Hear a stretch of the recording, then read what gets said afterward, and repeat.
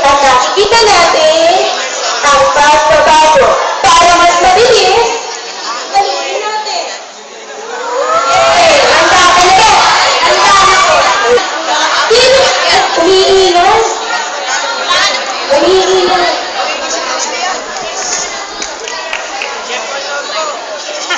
Okay. Ang gagawin natin ay ganito. Hindi ba nakakainis pag tayo ay natatapunan ng tubig? Ang nakakainis yun. Pero alam niyo ba, ang gagawin natin, tignan natin kung makikinis siya sa gagawin ni Enchong Lee.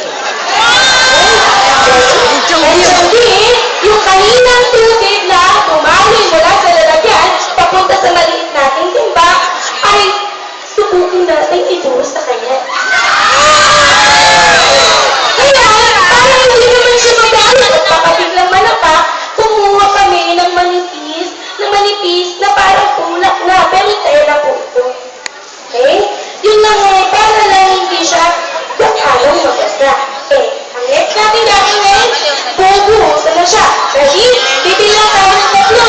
And sabi, ready? One, two, and three!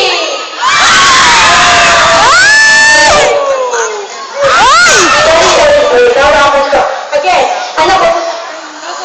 Uulitin niya kasi hindi nakita na baka ng braso.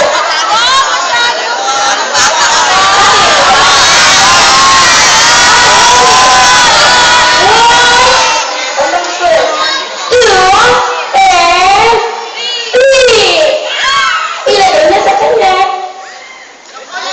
Ilapit mo, nahirap si Enchong D.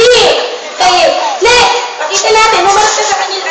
Iharap ko pag walang tumulo, pero pag pinilo, syempre, tuturo. Ngayon, tignan natin sa picture natin gawin.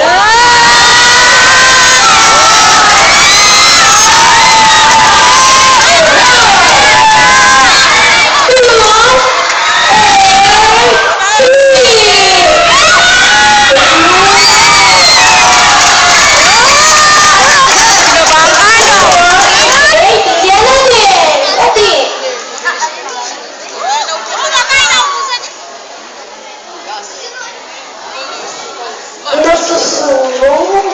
Pero pangarap natin sa ating isang guro. Nasunog po ba, madam? Mamatakas ang loob niya.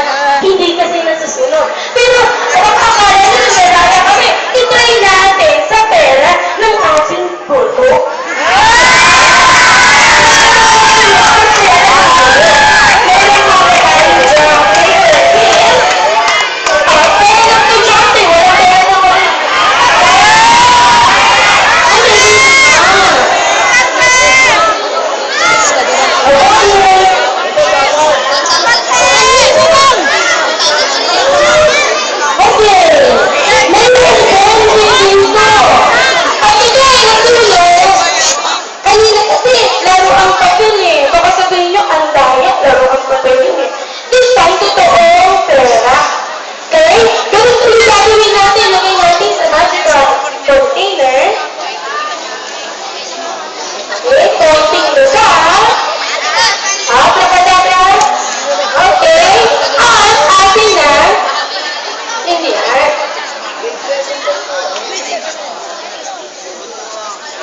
Kaskador itong mga bata. Gusto mo ng pera?